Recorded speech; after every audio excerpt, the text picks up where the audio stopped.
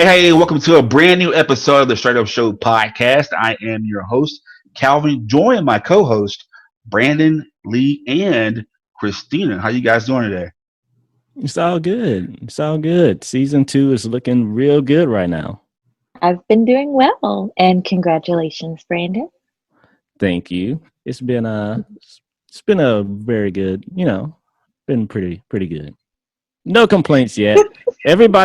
Some people have asked, how are we still married? And we're like, yeah, like why you ask that? But So fast.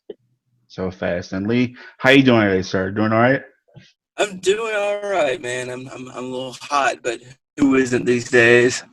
Yeah, and it is Right. pretty hot. And hey, like Brandon said, we have some new episodes coming our way, and it's gonna be hot.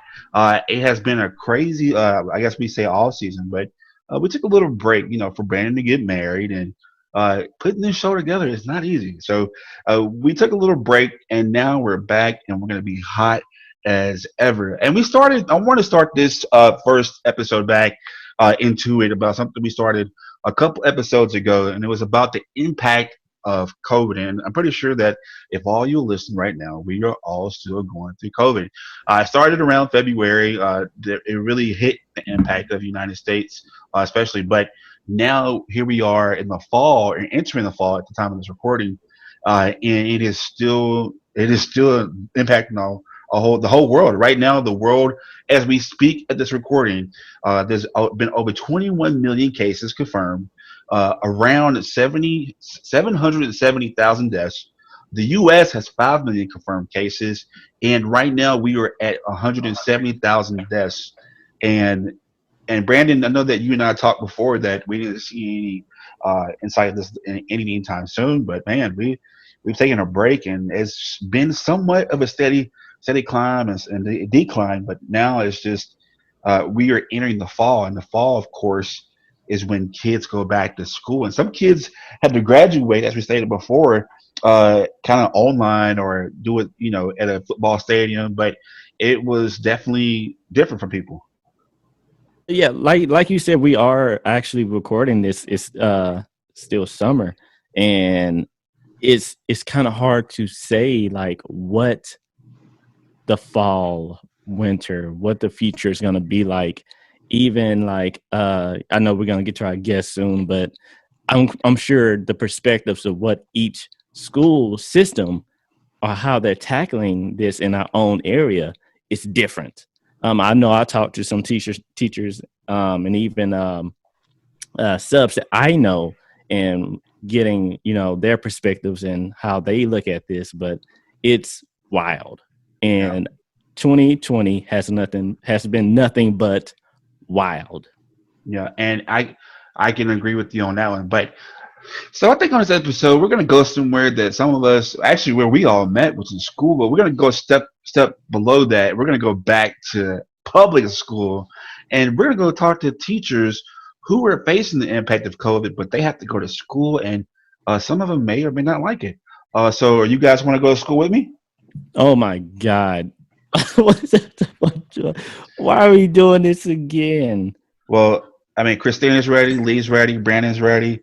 I mean, School. I hope you all are ready as well, because coming up next, we're going to talk to some of our public educators and hear what they have to say about facing COVID going back to school.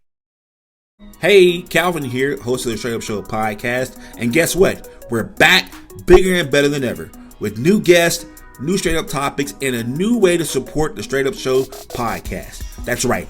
You can now support our podcast by becoming a Patreon patron. Straight Up has 4 different tiers that you can choose from, with each tier having their own perks. Your monthly donation helps us produce efficient Straight Up content that you love so much.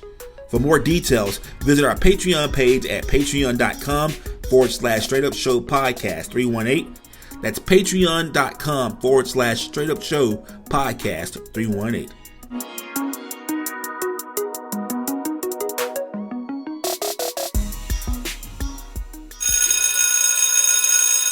All right. And class is in session. We are going to school today on the Straight Up Show podcast. And Before we get into that, right now I'm going to talk to some teachers who are educators in my old school, my old parish. Uh, Keep in mind that in Louisiana we have parishes, not counties. So it's a parish called Caddo, and these are educators in Caddo Parish who and aspiring educators, by the way, who are going back to school. But before I even introduce them, I want to tell you the cases that's going on right now in Caddo Parish as of today of this recording. Right now in Caddo Parish, there's over 77,000 cases of COVID-19 with over 300 deaths already. So the cases are steadily increasing, guys. And I mean, this has to be a scary thing. But before we kind of go deep dive into this, I want to introduce our guest today. First, we have Alicia. Alicia, can you tell us who you are and what you do? Hey there. So I'm Alicia. I am a third grade math and science teacher in Caddo Parish, and I also work closely with a couple of the district teams for curriculum. Okay, thank you so much for coming on our show today. Really, thank you so much for that. No problem. I'm excited to be here. All right, up next, we're going to use her alias because, you know, it's just public teaching. So up next, we have CW. CW, how you doing today? I'm doing wonderful. Thanks for having me on. Okay, can you just tell us what you do and what grades you teach? Oh, absolutely. I am everyone's favorite person. I'm a middle school teacher, and I teach English, so I try to convince middle school children that reading and writing is fun. And I'm actually in Bossier Parish, so right adjacent to Caddo, and it's interesting because the school districts don't usually follow the exact same guidelines. So even though we live in the same community, we shop and eat and move around in the same places, the guidelines for each district are a little bit different, and the schedules are a little bit different. It's kind of like a Twin City type deal. Exactly. Okay.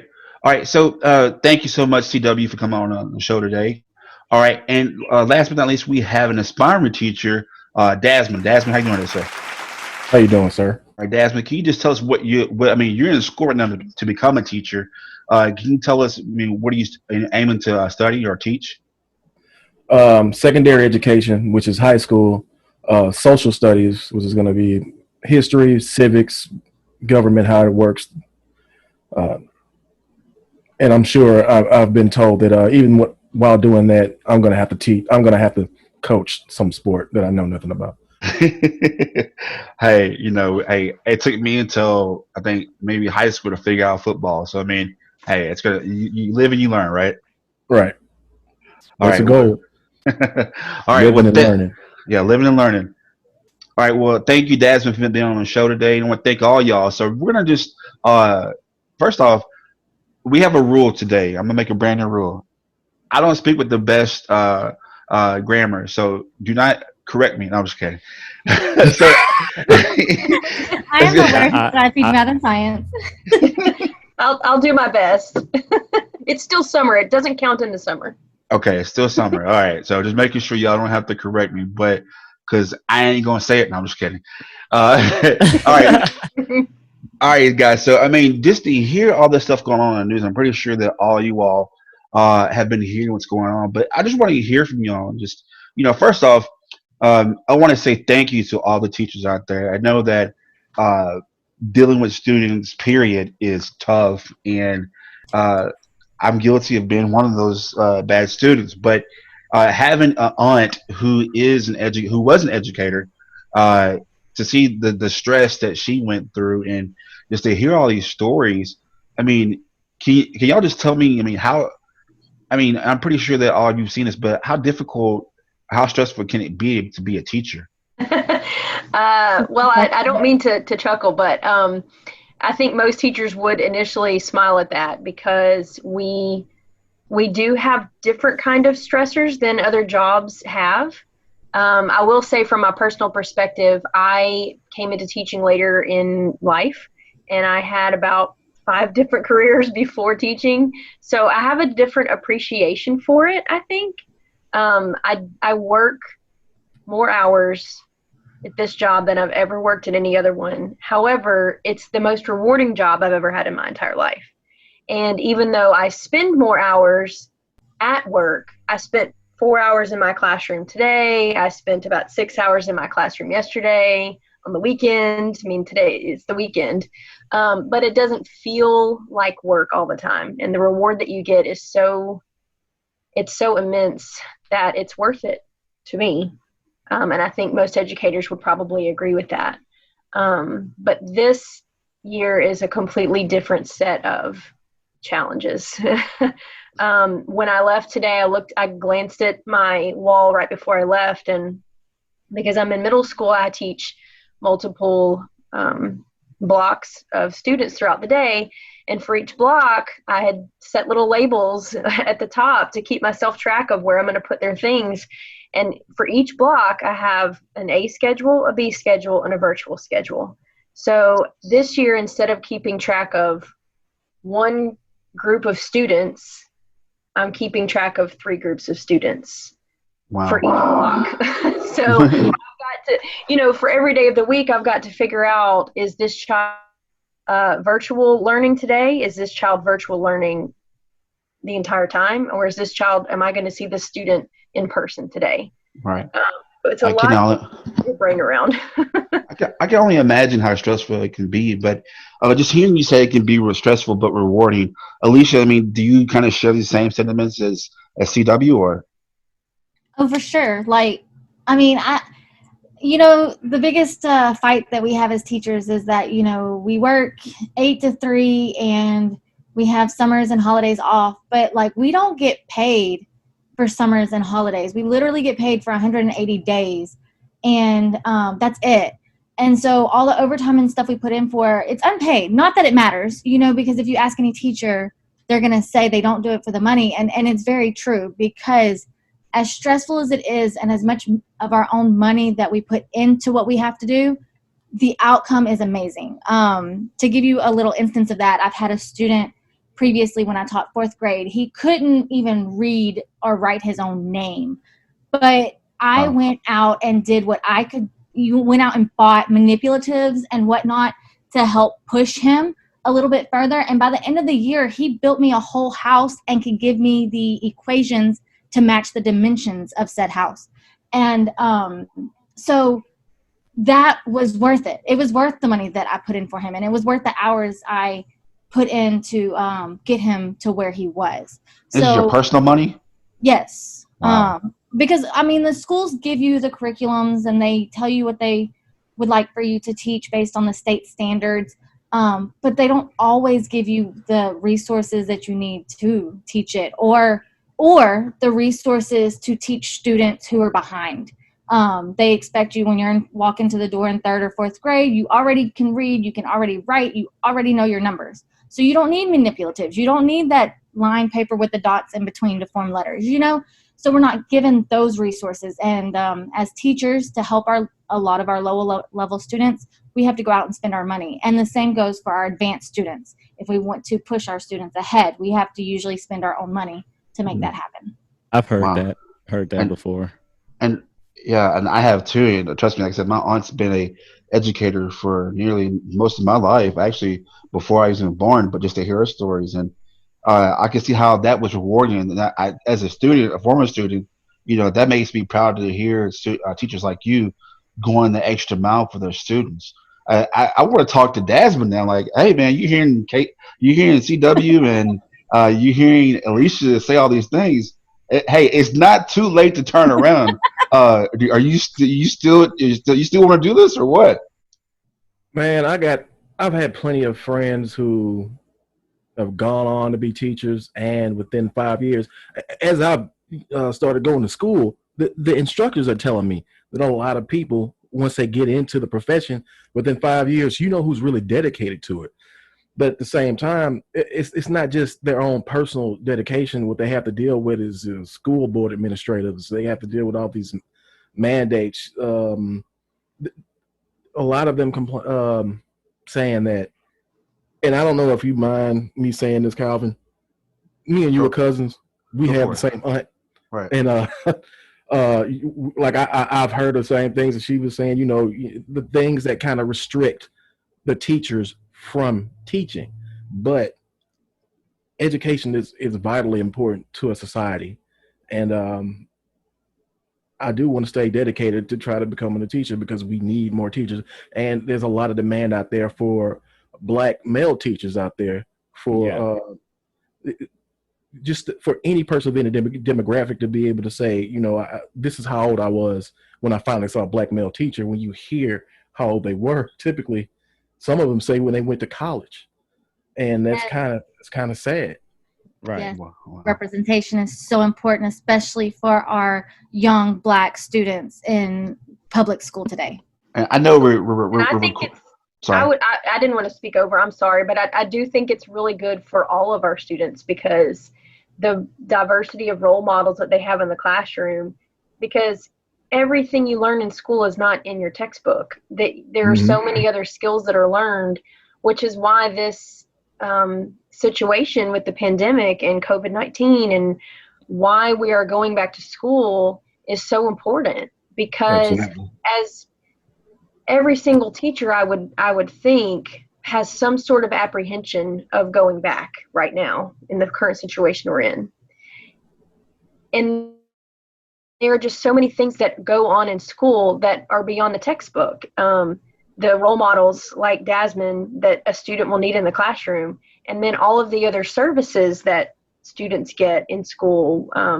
They may get speech therapy, they may get counseling, they may get free lunch, they may get enrichment, they may get school may be the one place that they feel safe and connected. And if we are all at home learning virtually, those kind of resources just don't translate the same way. And we're going to actually touch on that here in the next blog a little bit more detail. So if you guys can save that portion, we're going to go back into that. But I want to go back to what you all have said about representation. That is very vital. I think on a previous show, we had a foreign exchange student who came to the United States, and she said that one thing that really changed her perspective about the United States were the love of the teachers. And just to hear that the teachers cared so much, because they don't have a personal relationship with their teachers where she was from. And just to see that the teachers open up about their dogs and their kids, that's not, they're looked at as dictators in the classroom in other countries. but the love that the teacher's shown to a foreign exchange student, that made that person want to come back to our country and learn more. And that inspired me to hear that, you have that impact on that. And sharing a personal story, I had some issues in high school, and my teachers at my high school, Mr. Williams and Ms. Protho, I was prom king, and I didn't have a prom suit. And they tipped in money to get me a suit for prom. And so I thank all of you teachers for what you do. And we're going to try to go talk more about the duties that y'all do, especially coming up now, this upcoming semester, a year in school. More with these teachers that we have on our show coming up next. What's up, everybody? Brandon here with Straight Up. We want you to be mindful of the importance of wearing a mask out in public. We know it's uncomfortable, but believe it or not, you are saving a life. This virus has hit our community hard, and scientists are still looking for a vaccine. So wash your hands, practice social distancing, and most importantly, wear a damn mask. Wow, these teachers are just amazing. But I want to talk more to these teachers. I'm going to give you guys some stats, okay? We know COVID is running rampant in our country. But just out last Friday, the CDC has reported that there's steadily increases of rates of COVID-19 in children. To whereas it wasn't at first, this virus is becoming new things are happening with this virus. They're discovering new traits and how this virus is evolving. But apparently, at first, it wasn't in children. Now it is in children. And now they're seeing, this is a study in India that is suggesting that 45% of children may be asymptomatic. And so that's a little scary for these teachers going back in. And if you all have been listening, we have some incredible, hardworking, and thought-provoking teachers. I mean, Christina, what do you think? I think teachers are the most unglorified professionals that the United States has. And I come from a family flooded with teachers from pre-K through college. So I've spent my whole life having to deal with coming up in classrooms, putting up bulletin boards and grading papers and all this Oh stuff. yeah. So I know there's so much that goes into it, and I know how important it is to teachers to be there for their students as best they can, because so many of you have to become parents to your students. You have to be therapists and their friends and things, and people don't think that's your job, but it becomes a part of it based off of, you know, the humane side of it. But you inevitably have to feel uncomfortable when it comes to something like COVID, because it is prominent in children. Well, it seemed to be more prominent in children now. Like my oldest sister is diabetic. She just recently had an issue with it, so she's now taking insulin, and it lowers her. It messes with her immune system somehow. I don't understand how that works, but it does. And so is her husband. Like, he's got an immune issue as well. So she has a different set of fears about going into the classroom, knowing that she's going to be surrounded by minimum 20 kids. Typically, she's got about 30 to 35 squeezed into a classroom. And virtual is not an option for her in elementary school. So for any of you, if you have any pre-existing, you know, health concerns, does that change your perspective on this at all? Yes, it does. And I actually have that specific issue. I don't have any outward medical conditions to speak of. Anybody seeing me on the street would say, oh yeah, she looks great. And I literally have one medication that I take, but it lowers my inability to fight infections. And when I met with my doctor a month or so ago, and she said, well, if schools are going back in session, I don't feel comfortable leaving you on it. So, you know, I'm putting myself in a position where I'm literally I'm making healthcare choices based off of my job. And, you know, can I control somewhat what goes on in my classroom? Yes, but I can't control where every child has been the other hours of the day before they come in, or my other coworkers. Mm-hmm. You know, everyone is sort of taking this at a different, everyone has a different way of dealing with this. And some people, you know, based off of, you know, they don't have an option to just stay home. Some people have to, their parents have been working this entire time and that kind of thing. So you're just, by going into the school building, you're exposing yourself to a lot of people, and they've all come from different places. And so, you know, that's the kind of thing that people are having to be aware of, that and make those choices before they go back to work. And even if it's not me, it might be my husband, it might be a child that I have. Could be, you know, do I want to continue to see my parents or my grandparents or anything like that? And people are making those choices because of school starting back. Right. Okay. And just to pop in a follow-up question there, I'm sorry. Sure. I won't name any schools or anything, and I won't call out the school board because I'm not 100% on this, but has there been word of anything sort of like a waiver of sorts that should you become sick by going back to work, you cannot do anything about it? Like, there's no suing or anything to hold anyone accountable for that. Is that something any of you Christina, have heard about? I can answer that question for you for sure. Yes. Louisiana passed House Bill 59, and that leaves all public, non-public charter schools, all of that, completely unliable. Like, you cannot sue them in regards to COVID-19, saying that you got it from that school or from that setting. So yes, the state did that for the schools. The system did not. School systems did not have to do that on their own. Okay. Wow. Yeah, I didn't know much about that one. I know it brought my sister to tears when she just heard about it, because two of my sisters, like blood-related sisters, and my mother are teachers. Thankfully, my mother, who is 62 now, she should be so upset if I said that. She's retired, so she does not have this concern. But my oldest sister is in her 40s now, and my second oldest sister is 32. So it become, if I'm not mistaken, it's more of a risk for them going into schools. And I was very curious about how that would affect them, because I was just, you've got insurance, maybe you'll be okay with it. And they were like, actually, no. That, that blew my mind. I was to like, add to that, that's that covers, insane. yeah, that covers teachers, students, administration, like anybody involved in the school system cannot sue for COVID-19. And I That's wanted to not. add, I believe this is relevant because one of the to lead into the culture of that kind of bucking responsibility, you have Senator Majority Leader Mitch McConnell, who was putting out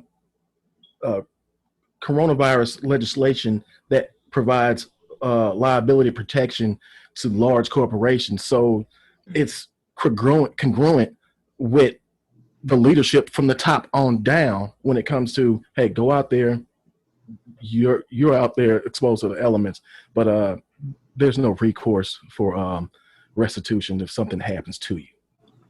And Right.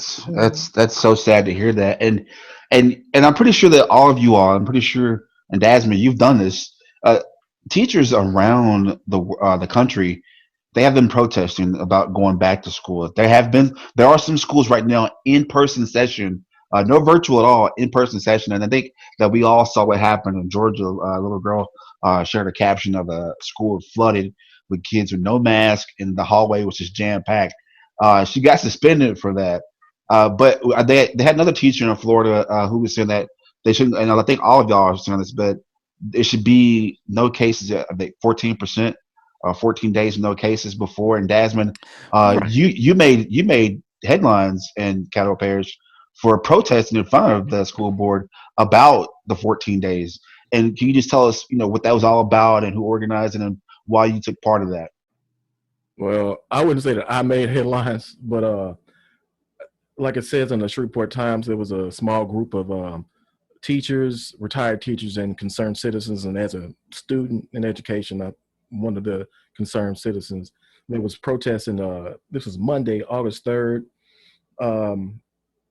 about 10:30 a.m. We met up to protest in front of the Caddo Parish School Board, and it was organized by a lady named Wallace Wachowski. I believe I'm saying her name correctly. That's the name that she gave the Shreveport Times. A mutual friend of me and Wallace's told me about this protest, and as a concerned citizen, I wanted to go out there and lend my voice. I was a bit disappointed that there weren't more people there, but one of those people who showed up was our aunt, who is a retired teacher herself, and she gave a statement to one of the news broadcasts that you have older teachers who are, the older you get as a human being, your immune system gets weaker. I myself, I have type 2 diabetes, and I take metformin, I can't pronounce these medications. I just take them. Sorry. Don't blame me. No, same here.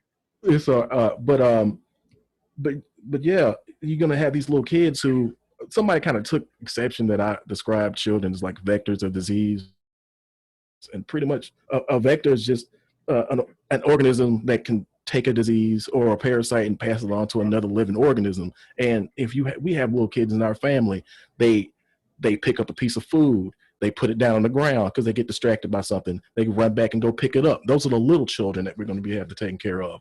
If we're talking about older kids, there's going to be social pressure to either take them off or and do other risk averse kind of things. So that's kind of why I wanted to protest, because I kind of found it irresponsible to send these kids back to school so early in such uncertain conditions. So let me tell you, Calvin, a little bit behind that whole 14-day thing. So the protest actually started because of Florida. Florida has had a huge increase of cases, and they have actually been double of what I think is either 10%. If I think they've been over 10% increase of coronavirus. And this whole time, they were actually preparing for a hybrid system of going back to school, where that wasn't the case. So basically, they fought to and start protesting to say, hey, we need at least a little bit more time to adjust to a system that you want us to go into. And they actually got the union to work with them. And they said, hey, if you want to protest, if you want a strike, if you want to strike, the teachers union said, we are behind you. And that 14-day no case thing you brought up, that was one of the things that I think the union said, hey, this is one of our demands. And I just think a 14-day of no cases in Florida was just right now unheard of. Yeah, I would definitely agree with that. They're saying 14 days of no cases, but let's be honest. COVID-19 is not going anywhere. No. This is a new virus that it's going to be around, much like the flu, much like all the other coronaviruses. And the flu is coming too. Spread, right. You know, so to say 14 days no cases is a problem. And so I know CW was saying, like, talking about her side as an educator, scared to go, or not scared to go back, but definitely, taking more of a precaution going back because of health issues. I'll add to that. I have asthma and I'm very low immune system. This past school year, I had 3 different respiratory infections throughout the year, on top of other colds and viruses and stomach viruses and whatnot, But with that also being said, 7,000 cases in Caddo with a population of 240,204 people is 3% of the population, with a death rate of 500 of those people, and these are give or take numbers, is actually 0.2%, not even a whole percent of the population. I think the real issue isn't going back to school. I think class sizes and teacher respect is a thing, and funding. We are buying our own cleaning supplies. Why are you sending us back to school when you don't even have the cleaning supplies to keep all viruses at bay? Alicia, I'm glad you said that, because that was my next question to you. I mean, you have third graders, and trying to go back to Dad's when said that kids pick up stuff and go back and it's dirty. I mean, I'm grown. I still kind of do that a little bit. But no, I'm just kidding. I'm about to say, no, you don't. No, you don't. Anyway, I digress. No, I'm just kidding. But no, but just seriously, I mean, kids can be. Kids are gross. The kids are gross. I mean, picking their nose. And so, we love children, but they're gross. They're gross, yeah. But just third graders, I mean, I can imagine how gross I was as a third grader, and carrying all kinds of germs, not washing your hands, and this goes to high schoolers too. But especially going to recess, or because around third, well, I forget, but kids get older and they start to develop funk, and funk, yes, and funk comes with germs, and so I mean, are they teaching y'all how to be, or telling y'all how to be more sanitized in classrooms now? I mean, what kind of guidelines are y'all following? No. Just to kind of ask you that. No. Well, simple. No. Okay. We have actually, in my personal experience, my personal school, I think the more information that we get, the closer it gets to school starting, has made me feel better. And that we have received cleaning supplies. We've received some guidelines about how that's going to go. So that part has made me feel a little better. I don't feel the need to buy all of my own cleaning things. They provided a special cleaner for us with a special rag. It's labeled with her name on it. So even if my neighbor teacher loses hers and she takes mine, then we'll know because it's there, it's labeled. In our school, the custodial staff is going to come around at the end of the day at 5:00 and spray each room with Halt cleaner. So we actually have to leave the building at that point, and we can't come back until the morning. So because it has to set, which is good. It also, runs kinks in the schedules that many of us keep, because again, the school bell might ring at 2:30 or 3 o'clock, but I promise you a teacher's work is not done. So whereas many of us have a schedule where we may have a certain night of the week that we go back to school and work, or we stay late until we're done, we can't do that right now. We have to leave at 5 o'clock. But I would also touch on what our friend said about class sizes and funding. This has really brought a lot of that to light, where we're talking about how this is going to go, and so many teachers are saying, well, this is a silver lining for us, because on my A day, I'm only going to have, maybe 15 students. My B day, I may have, 12 to 15 students, and I haven't had a class size that low. I don't know how much more I'm going to be able to do. This could be a silver lining that I'm able to get more done with smaller class sizes. And I think that this whole situation maybe brings some things to light about the education system in general, which is we shouldn't have to do fundraisers for cleaning supplies, which I've seen in the past few weeks. Come meet our principal outside and bring a cleaning supply, and you get to meet our principal. That shouldn't even be a thing. Like, we shouldn't have to do that, I shouldn't have to get excited because I'm only going to have 15 instead of 30 in a classroom. And that's a lower number. I know many teachers, depending on what they teach, what subject, that have more than 30. So I think I'm hopeful that if there is a silver lining in all of this, that people's minds will start to open about how schools should function, the schedules, the funding, things like that. And hopefully it will carry over into other workplaces as well, because I think this whole situation has brought to light that there are many jobs that can be done at home, from home. It doesn't have to be this Monday through Friday, 8 to 5, 40-hour work week to get things done. And if we can start to culturally wrap our brain around changing some of that, kids might be able to learn different things too. And there might be more time for that family unit to gel. All right. So that actually brings me to something that I'm very curious about, and that is our superintendents. So I don't know which area it is, but it's a superintendent in Texas, and he had a plan to have a hybrid system to where he worked with so many people in the community to make it to where he tried to fit every one of his kids' needs. For instance, if there's kids in a local area that didn't have the internet, he would use some school buses that had internet supplied to them and put those in those areas to where kids or parents can take their kids to the area, use the internet from their school bus, or he even talked to some of the libraries to get them to keep their internet on, or some buildings that he knew had internet, keep their internet on so kids could use their internet to do their homework. A lot of that's not even touching the surface. A lot of systems like that to where basically the community came together to fill the spots in the void that these kids needed help with for online and of course going into class. So like I have not heard or anything, but how well are the superintendents like really like, okay, we need to make this safe going as possible and using all their resources? Like, do you feel like you're getting that sense like the superintendent I just talked about? So I'll have to, I want to kind of backtrack on what I said, and then I'm going to answer your question there.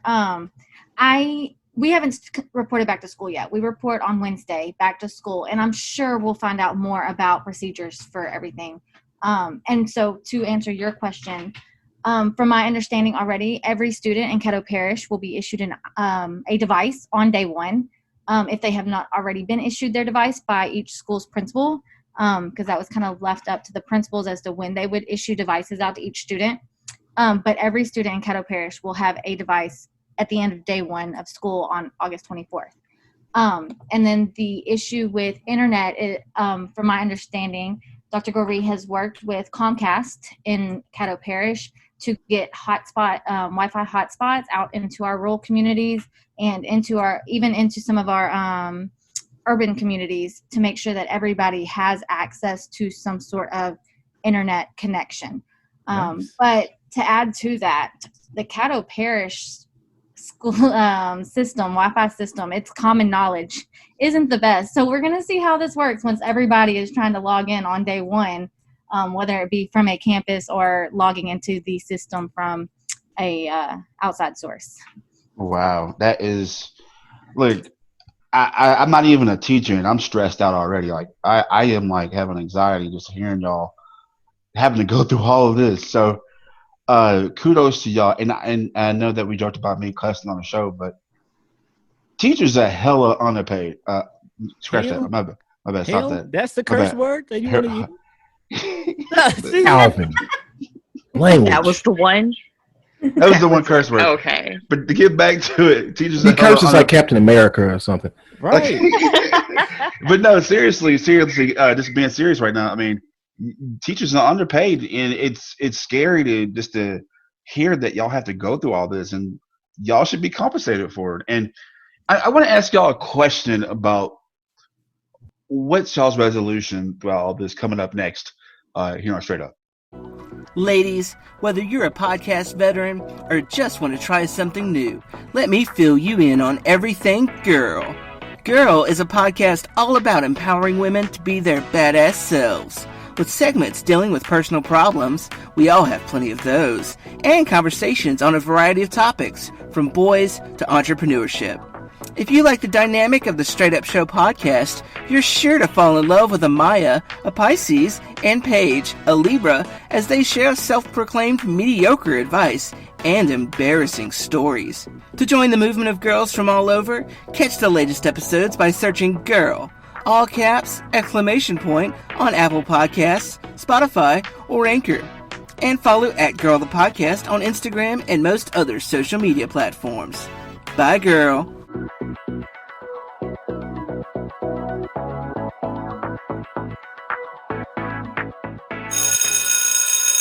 Are either of you kind of like averse to the idea of being called like glorified babysitters? Because I know, Oh my well, God. I know as far as my sisters go here in Shreveport and Bossier, one teaches high school in Benton, and the other is elementary school in Shreveport, and another teaches high school in Shreveport as well.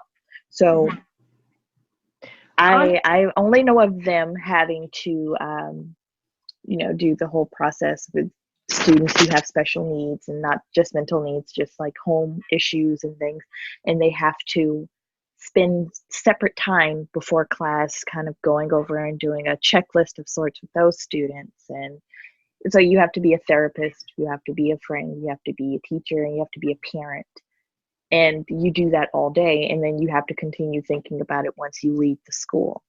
So how do you feel like you have to become a babysitter for the sake of All right, the can y'all hear comedy me? to shake back? Yeah, we can hear you. Well, personally, I don't, and anytime I've run across a comment like that, I always say consider the source. Most of the time, those people don't have a friend or family member in the education system, and though their kids are the ones that I'm going to have to sort of teach and model to get that train of thought to go a different direction. So honestly, I don't even take people like that seriously that say things like that. I just try to focus on what we do. And honestly, a lot of educators are also parents. I mean, that's the thing, and what I said in a meeting that I went to before the school year started, I was like, we have to give some resources to our parents, because we're asking them to take on an extra responsibility right now, to help supervise, at the very least, the learning that's going on at home. And there are so many other things that happen in school. It's not just the English lesson or the math lesson or the science lesson. There are so many other facets to a school day, and so many people that impact students' lives. And so anybody that would look at it as a babysitter role, I really don't take those people seriously, quite honestly. I just try to focus on what we're doing, because it is a rewarding job. Even with all the extra stress and hours that I put in, it's 110% worth it. Yeah. I'm sure. Because my sister has also had a student who made it all the way to fifth grade and could not spell his name correctly. Sure. And she had another student last year who could not read. He was reading on a first grade level, and she worked so hard to help him catch up. But their schedules, they only have 45 minutes in a class. So it would be so complicated trying to get him to where he needed to be. And it was a fight to get his parents to understand that he needed help to be where he needed to be. He never reached that level, but he did graduate. So hopefully he's able to catch up at some point. Oh yeah. So like kind of to add to what you're saying, like I work in a school like that. I've taught third and fourth grade. I work closely with all students, all grade levels. And there's students that come to school and they're ready to learn. Their needs are being met at home. So for them, no, I'm not a babysitter. For them, I am an educator. I am educating them. We are growing and learning and whatnot. Then there's also students whose needs are not being met at home. And it's not, let me be honest, it is not always a parent's fault either, because some parents are literally in survival mode. They are working anywhere from 40 to 80 hours a week, and they can't be there to make sure that their kid or child is reading before they walk into kindergarten. And these days, our standards require a kindergarten student to already be able to read basic sight words. By first grade, they are citing text evidence and writing paragraphs. In third grade, they are writing anywhere from 3 to 5 paragraph essays. So if they aren't at that point, they are already behind in kindergarten if they're not reading.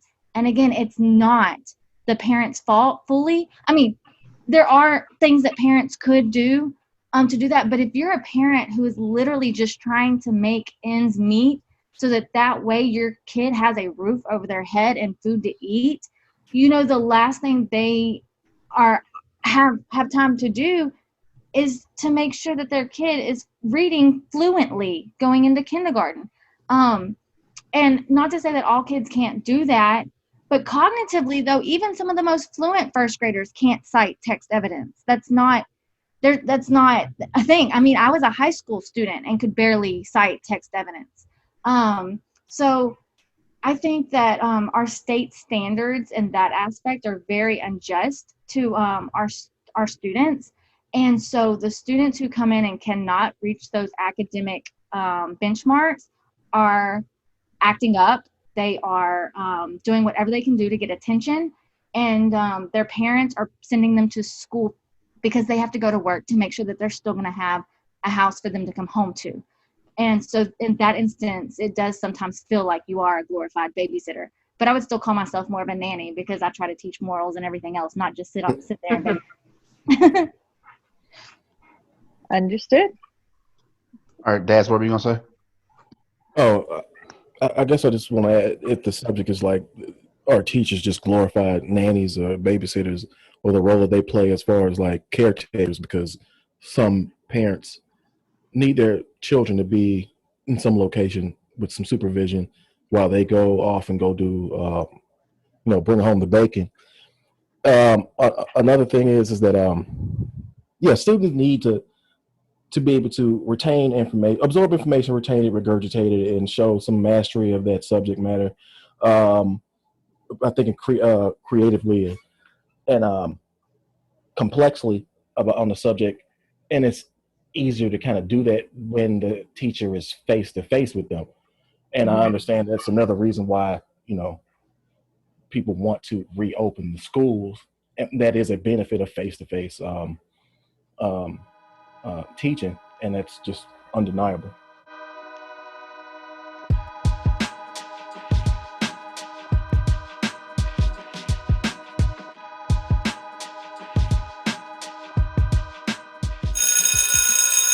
All right, that was a great question, Christina. One that I didn't think to ask that.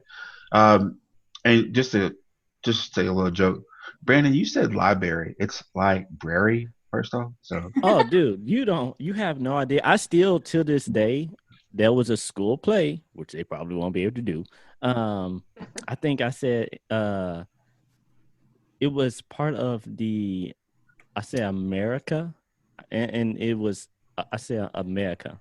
And I know I have a lot, but this was like in middle school. But a lot of my classmates and even friends, like just till this day, will not stop bringing it up because I was going to bring this up.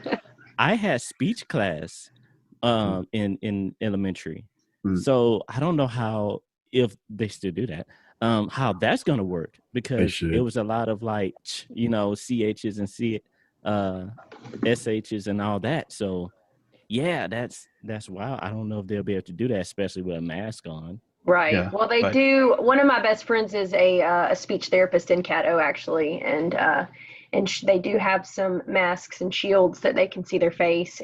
But it's a challenge how they're going to be able to do those services, especially if you have a student that's virtual. They may have to log in and give them their therapy through the computer. But again, that's one of those services that's so important. And if we're all virtual for a long period of time, those services don't really translate the same way. Yeah, and you end up like me and still have trouble. yeah, Yeah.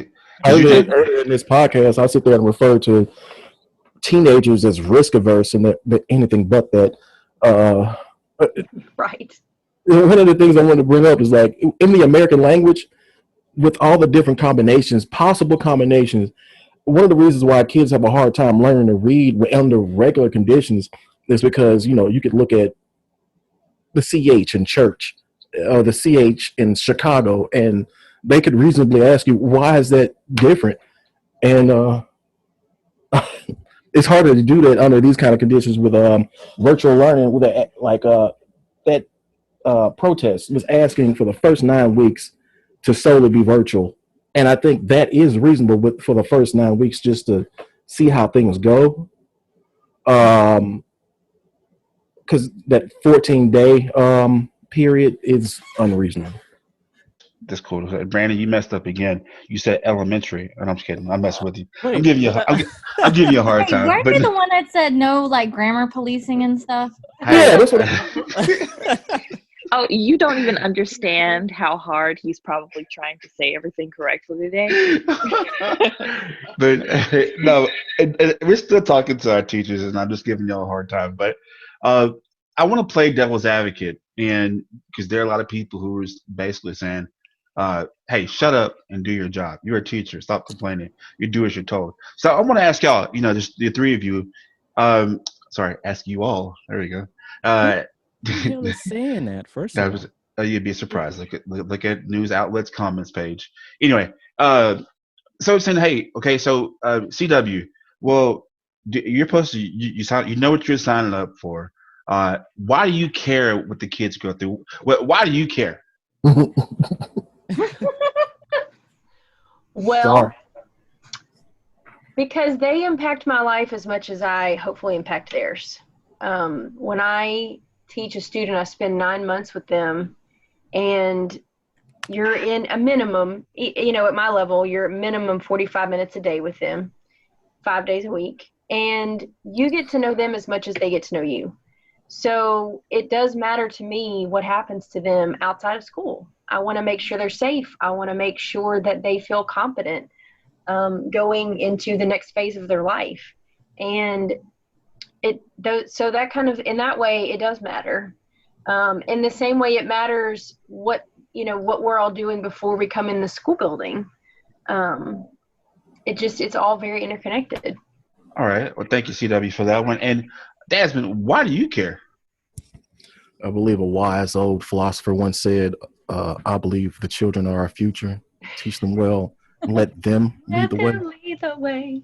But seriously, that honestly is a great explanation. They are our future. That's why we care. We need a subject that I feel near and dear to my heart is the dumbing down of America. And I feel like it's a concerted effort for some people in high places like Congress, the White House. And lack of education leaves a populace vulnerable to manipulation and coercion. And I believe it's just as simple as that. Education is very important. It's a tool, and without that tool to fight with, you are left to the elements. Yep. Wow. Okay. I like the way you worded that. Yeah, that was very, very articulate. There we go. It's like Pee Wee Herman. Word of the day. Sorry, my bad. Oh All right. Lord. That was a Sorry. great point. Very great point, though, Desmond. Really, really great point. I'm so Yeah. glad you're going to be. I'm so glad you're going to be an educator. Yes, me too. Alicia, and the same question that goes to you. I mean, you use your own money to fund to help We all your do. students, and you all do. And We but all do. why do you care? I mean, you have other students. Why do you care about just that helping that one to get the resources they Oh, need? oh, it's never just that one. That was just one example of many, many examples. When I buy things for my students, it's never just, oh, this is just for him, because Confucius said, education breeds confidence, confidence breeds hope, hope breeds peace. We all of that, like an educated society to go on is a stronger society. And if we don't educate our children today, what's it going to look like in the future? You know, this is our future. Like the other educators have already said, children are our future. And so a little background on me, I wanted to be a detective before I wanted to be a teacher. I wanted to be a juvenile detective and to work with juvenile issues and whatnot. But something just clicked one day and was like, why do I want to reach children when they're already on that side of the law? Let me go and try to reach out to these children before they even get there. And so that made me turn around and become a teacher. And I am a teacher in the transformation zone in Caddo Parish, which is the bottom 15 schools in Caddo Parish. And my students are predominantly African American. And whenever people scream about the crime in our Black communities, it drives me crazy because half the time they're not doing anything about it. And as soon as you mention, like, what are you doing about it? They want to return. What are you doing about it? Well, I'm educating them. I am trying to educate our Black neighbors, because at the end of the day, they're our future. They might be my boss one day. They might be my daughter's boss one day. They are going to be leaders one day. And in order for them to be able to achieve that success, they have to have people who care. And when I say we can't get a full staff, we cannot get a full staff in any 1 year, nor can we get substitutes to come in and work with these children, because they write them off as bad. And my students are not bad. They have needs that need to be met. And until you build those relationships to meet those needs, they're not going to learn anything from you. And so I care because I care about their future, and I care about my future, and our futures are going to coexist. Damn. That's a great answer. Preach. Hey, I'm definitely blown away. I challenged y'all with that question, and you all three of you, to deliver. And I want to thank you so much for that, because those were three phenomenal answers, and I wasn't expecting that. But it's just to hear you all say this, we have some work to do, and just to hear Desmond, we don't have enough representation in education, and we need more of that. And we're going to talk just one more block with these educators who I'm very proud of. So you don't want to miss this. Stay tuned. Hey everybody, Lee here. And guess what? The reviews are in and the Straight Up Show podcast is a hit. Don't believe me? Well, listen to what one of our guest panelists, Dr. Monique Thompson, has to say. Y'all listening to Straight Up and support this podcast, because I listened in before I came on the show. I liked what I heard. They're really focusing on keeping things real and being real with you, and I like that approach. So you guys support this podcast. So if you want to listen, donate to the show, have a subject idea, or even want to be a guest, just contact us at straightupshow@gmail.com. That's straightupshow@gmail.com.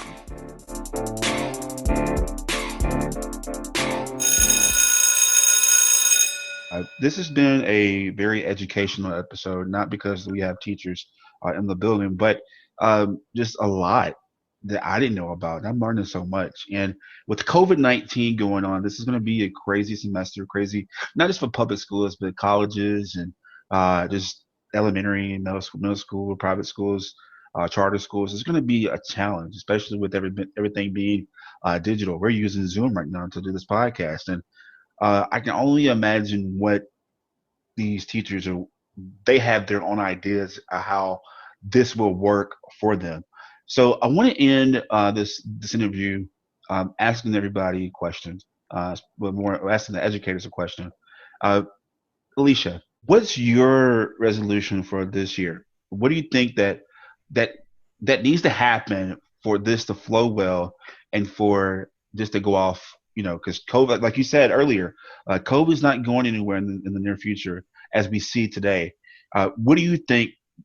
What's your resolution for all this, or solution? Sorry.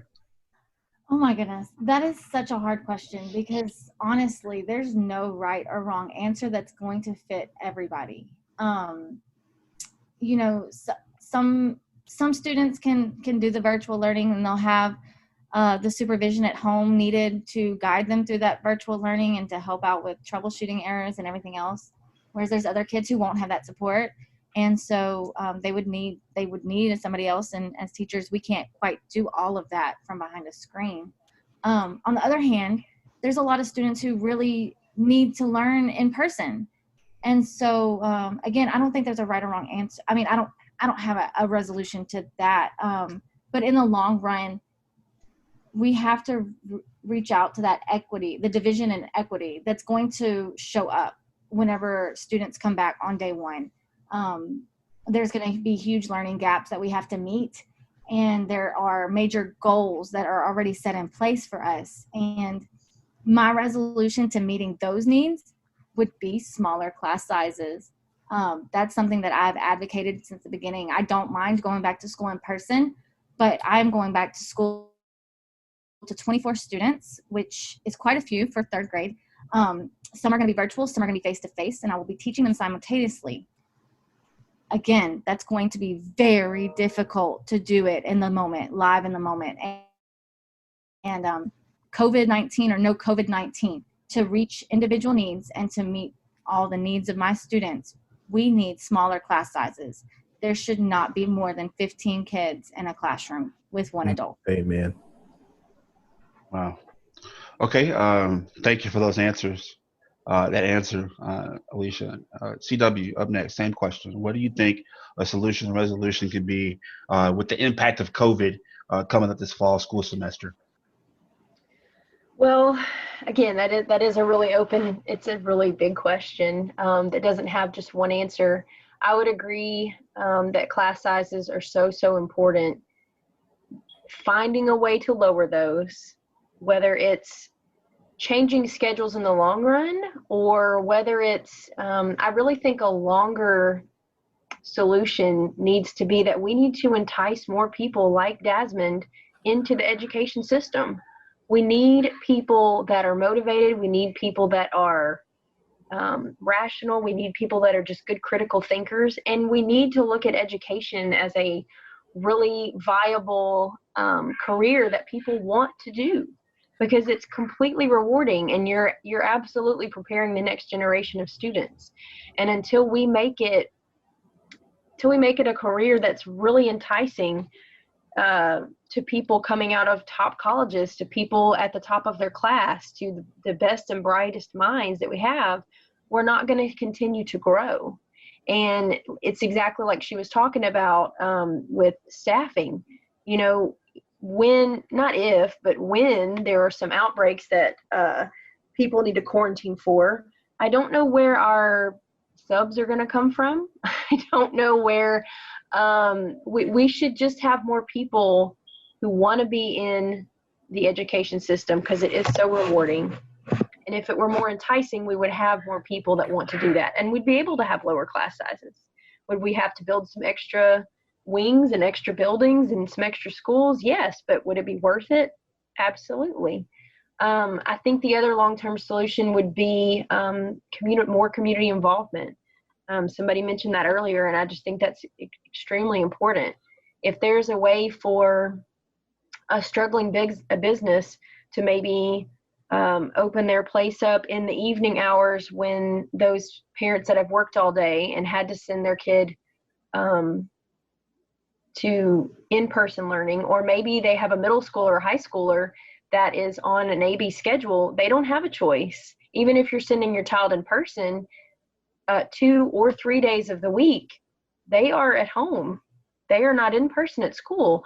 So finding a way for the community to get involved, maybe a small business is able to open up and a small group of students is able to learn there as a co-op, or a business that's able to kind of extend their Wi-Fi access. But, in return, maybe it brings in some business people that are coming to use the Wi-Fi, may, buy their food or drinks or something. I mean, some way for the community to be more involved. The more involved they are, the more invested they are. And the more invested your community is, you're invested in the outcome. You're invested in these kids being successful. And that's what's going to make it successful as a community as they continue to grow. And then because let's face it, our learners in the classroom today are the community leaders of tomorrow. So we have to figure out a way to involve the community so that everybody's more invested. All right. So thank you, CW, for that answer. That was a powerful answer. Desmond, same question to you. So with people heading back to school and you to college, these educators going back to school with the COVID not being, I guess, cured. What do you think a resolution could be going to school this fall or this semester? Well, for this semester, I guess like one of the demands that Wallace Wachowski wanted at the that protest is to virtually educate for the first 9 weeks, and just test the waters from there, because we only have so much information. We will get even more information once, unfortunately, schools are going to open up. They are incentivized to open back up because there are, I don't know if I want to use the word threats from the top, that if certain schools don't reopen, that they will not get funding. So that's an incentive. Just within the realm of possibility that we can do, if you believe in a higher power, I guess pray. Okay, so I mean that's a good answer. I mean I like that. Just just praying for a great semester and pray that nothing crazy happens. But I'm with you. Let's definitely pray about it and just pray for our teachers, man, because they are essential and we need more like them. I want to bring in right now a special guest all the way from Portland, Oregon. Lindsay. Lindsay, how you doing today? I'm great, thank you. All right, thank you for doing the show. And I'm sure you heard everybody's answers right now, but I want to ask you the same question. You're a choir teacher in Oregon, and it's stressful going back and hearing everybody else's stresses about going back. But what's something that you think could be done, or what stresses you out going back this semester in school? Mm-hmm. Well, I feel very fortunate to be part of a district that isn't that is going to be online until at least November. So they've already committed to online school through at least November, and then I think our rules are that we have to have 14 days of no new cases in our county before it's really safe to open. So fortunately, I personally think that's the best decision for students right now and teachers as well. I think a lot of the people that are weighing in on this conversation aren't educators, and so they're not really in the school environment. They don't really know how things function, and so they come up with like supposed solutions for how we can have school in person, but they don't really understand how schools work and how a lot of these guidelines just really aren't feasible. So I think the safest thing for everybody is to keep our students online until we see at least 2 weeks of no new cases in a county. The way that I've chosen to feel about this and deal with it is that as much as I would like to teach choir and I would love to hear my students sing together again, to me that is not worth the flip side which could be if we go back to school, a student from my school gets COVID and then passes away. To me, that is not worth teaching choir. Just straight up, my students' lives are worth more. Even though singing is wonderful and it means everything to me, that is not worth a kid's life. So I've been thinking of ways that I can still teach music, but do it differently. So my philosophy has changed. My philosophy with how I teach is now what I do is about teaching students that music is still important. Music is still important in a COVID era, and they can still interact with music. They can still make music themselves, even on an individual level. So one of the things I'm going to be doing is offering individual lessons with my students where they can sing for just me, and I'll give them feedback. Wow, that is, never think that, choir can be virtual, but, make it work. I mean, do you educators, other educators, y'all have any input to what Lindsay just said? Oh, I would, just second that. That I agree that every time I try to think about the situation, should we go back? Should we not go back? Seeing my kids in person is not worth one of them getting really fatally ill, or it's not worth them bringing it to the teacher next to me, and she gets really ill from it. If you look at it from a perspective of numbers, our numbers are higher than when we were pulled out of school. So I'm trying to just, be rational, be cautious, but not, and just try to be as optimistic as I can, considering this is the hand we've been dealt as far as going back right now. And try to look at it from that perspective, though. As much as I love teaching, teachers want to be back in the classroom. That we don't want to necessarily stay home and teach virtually. It doesn't have the same effect, but it does tap into our creativity, like Lindsay was talking about how we're going to be able to just teach differently. How are we going to be able to connect with students in a different way? but one of the things I'm worried about, it's inevitable that there are going to be students and staff that are going to die from COVID-19, and what regulations, how we adapt, and what teachers will have to do, and administrators will have to do to adapt to how do you cope with the loss of somebody who was sitting right there at that desk before, and now they're not there anymore. It is kind of surreal to just think about how we're going to have to cope with this. Desmond, I never even thought about that at all. Wow, Right, that's me neither. That's a tough one. Teachers they're going to have. probably, go ahead. I mean, that's the thing. These are thoughts that have gone through my head, and I'm not a person who's normally, I don't overly worry about a lot of things, but the thought of any one of my students getting this and it being fatal. The thing is, it may not be for one person, and it might be for the person next to them.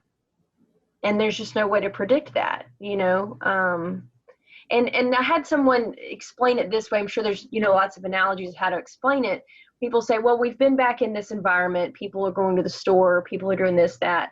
If you're in a store, a cashier or someone may come in contact with one customer at a time, at a distance. I'm having 20-something customers at one time for 45 minutes. It just doesn't translate the same way as going to a business in and out, or being able to separate outside with your family or anything like that. So for us, it's a balance. It's a mental balance for teachers. Anybody that works in the school system. It's not just teachers. You couldn't pay me enough to be an administrator right now. The weight of the world is on their shoulders. And anybody that's in the school system thinks about how this is going to affect everyone around you. And you're just trying to balance mentally of how do I want to be positive for my students? How do I put on a brave face for them? But then how do I mentally deal with if one of them gets really sick. If one of my coworkers gets really sick, and you just have to mentally take that on. Let's take that even further. Like, how are those students going to feel if their teacher ends up sick and dead? Mm-hmm. And, you know, one of those students who might have a family member that had it, or they themselves had it, they're going to blame themselves. And that's not going to be something that, you know, any child should have to live with. Are they even going to be forthcoming if a teacher dies of COVID-19, if that's students, this is what happened to your teacher? Because look how they treated that child who took that photo of that hallway in school. Right. Yes. She got death threats. A lot of that can cause PTSD. Yeah. Is somebody going to call those teachers that die crisis actors? And I would hope not. We are not going there, Desmond. Hey, but I'm just saying, like I said, this whole thing is surreal. This is, it is surreal. And I'm happy that I have all of you all on the show because, you know, I'm well, for the most part, I'm trying to be a calm person, but y'all are giving me anxiety right now because you're bringing out things that I didn't think that I would even consider, just even watching the news about what y'all go through and just the other levels of concern from the PTSD portion of it, or if the child catches it and have to see your friend in your front desk one day and the next day he's gone. So these are things that I didn't even consider. And I mean, Lindsay, do you have anything else to add to that at all? Yeah, I was about to say, like, thank you for being vulnerable and sharing where your mind was at based on what the news has shared, because I think that a lot of people, the news isn't really letting in voices of educators. Like, it's everybody else's voice that I think is being amplified. That's the parents that are frustrated. It's the politicians that want the economy back. It's a lot of those voices. And so people aren't aware of the things that us teachers are thinking through. Like, we are absolutely thinking through those things because we were with our students every day. And Casey, I totally agree about how it's funny that we're talking about going back to school, because at least in Oregon, our numbers are triple what they were in the spring when they closed schools. And so it also is interesting how people's perspective on teachers has pretty much done a 180. So in the spring when they closed schools, everybody was like, oh my gosh, teachers are so amazing. They should be paid $1 billion a year because it's so tough taking care of my kids. And then somewhere in there, that narrative shifted and people are like, teachers are lazy and they don't want to take care of our kids. It's their responsibility to take care of our kids during the day, blah, blah, blah. But really, it's actually the employer's responsibility to give parents the flexibility to work from home or have a different schedule. So people are instead putting this weight on the shoulders of educators instead of employers. They're the ones that really need to change policies around this so that our society can still function. Wow. Well, Lindsay, thank you so much for your answer. Wow. I mean, you all, I just want to take this time and thank all y'all for coming. Sorry, thank all of you all for coming on the show today. I've learned a lot. I mean, and I'll say it again. You guys are hella underpaid. Hella underpaid. There we go. And you deserve language. But no, seriously, you all are underpaid, and just I know my job, my real job is stressful, but man, I couldn't imagine just the thought process. And I mean, if anything, y'all need to invest in some Rogaine, not Rogaine, but some color hair color because. That's for you, Desmond. But no, yes. But no, because I can only imagine like your hair is going to be gray at the end of this year. Well, so, fortunately, I'm bald. So. Yeah, you're bald. But I think that the level of stress just going into this, you know, like Desmond said to me, all I can do is pray. I mean, if I can teach, I mean, I don't have a degree in education, but I mean, I have substituted and. That was for 3 months, and I wanted to quit so bad. And these were residents at a private school, and these kids are way. I'm pretty sure they're what kids they consider Alicia students bad, but no, these private school kids, those kids are even worse. I would because anyway. Well, I digress. But I want to thank you all for coming on the show today. We're going to conclude here in a second, but you all. I'm with y'all. Y'all can contact me and let me know if I can help or get the word out for y'all. But once again, just thank you so much for coming on the show and continue what you're doing because no matter what, I mean, just the little things that you do, like Alicia said earlier, just going that extra mile to help a student out, that does impact because my teachers did it to me, and it really changed my life. So if you don't think that your value here at Straight Up, and I'm pretty sure our listeners love you all too. So once again, thank you to CW, to Lindsay, to Jasmine, and Alicia for coming on the show. Thank you for having us. Thank you for Yes, having us. Thank you. Thank you.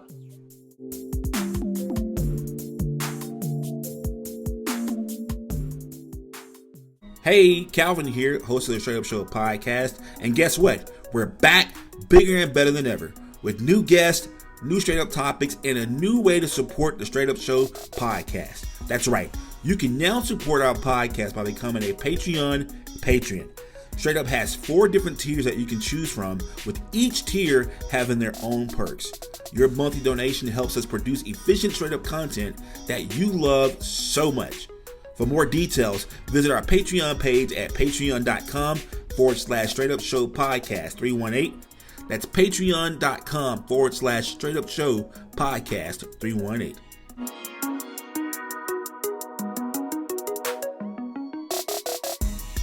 Wow, that was I mean, this is our first episode back, and that was, I was not expecting that this episode to be what it is, but man, this goes to show out that these educators are very important. I mean, Lee, what do you think? You weren't expecting it, but this is actually exactly what I was hoping for. So a little inside baseball for y'all. Me and Calvin, discussed how we wanted to come back this season, and like this subject in particular was kind of like highest on my list. I mean, a because it's a hot topic, and B because like if it weren't for such great teachers in my life, I literally wouldn't be on this podcast right now because I had that great direction early on in, people passionate enough with what they're doing that they wanted to help me find my own passion. And, that like our teachers we have on today, that they exude that passion. And it is so sad what our country has literally failed these people. And we need to do a lot better. And I think they articulated that so well today, and I am so appreciative for them coming on today. And I think we failed them, just not even outside of COVID-19. I think we failed them. And I have to get this off my chest. And this is like a confession. I want to thank those teachers in my personal life because I grew up poverty stricken. I mean, just I grew up rough, I guess, but fortunate enough to have teachers who cared about me to get me where I am today. And I want to thank those teachers in high school that when I was in prom, they bought me my first suit I ever owned. Thank you to those teachers like that. And I want to apologize to, I have to get off my chest because it does haunt me when I talk about other educators. It was a teacher in my high school named Miss Jantz, and I was so nasty to her, and we would throw paper balls at her and everything, and I did not know what she was going through. And you would never, because she was really quiet, and you can kind of pick on her. And I just want to say I apologize, Miss Jantz, because I didn't know at the time we were like, I guess, harassing her that she lost her husband, and that it just to hear what our educators go through on the show, and for me to be a snot nosed kid, just being bad, and she's holding it all together, and I that eats at me a lot. And so I know you'll probably never ever hear this, Ms. Janice. I just want to say, as a former student, I apologize and for not knowing what you've been through and being difficult in your class. But I would never ever take educators for granted because you don't know what they're going through. And with COVID going on right now, it's a lot. And just me, I'm having anxiety just even interviewing these people. And so, Ms. Dance, if you're out there, I apologize. I should have been a better student to you. But enough of that. I had to get off my chest. But Christina, Brandon, I mean, we all know educators in our families, and just what did y'all take out of this? So I now have a lot of teachers in my family now, coming from Kenya's side, and she has just been worried. But and both of them are her great aunt, great grandmother, and even her mother. All in the education system, and it's one of those things where it's like they were hesitant. But as time got close, they was like, no, I can put in one more year, because they're at the age where they can retire. So it's one of those things where it's like, when you ask a teacher not to do something, yeah, it's what they love to do. It's part of them. And Christina?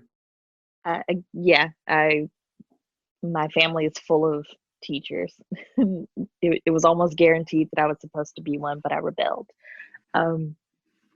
I have a very deep appreciation and respect towards teachers. I was that one kid who basically never wanted to do anything wrong in any of my classes because I didn't want those teachers to have to deal with one more crappy kid throughout the day, because I knew how that one kid would ruin somebody's day. Like, not ruin it, but they just like, I hate this kid.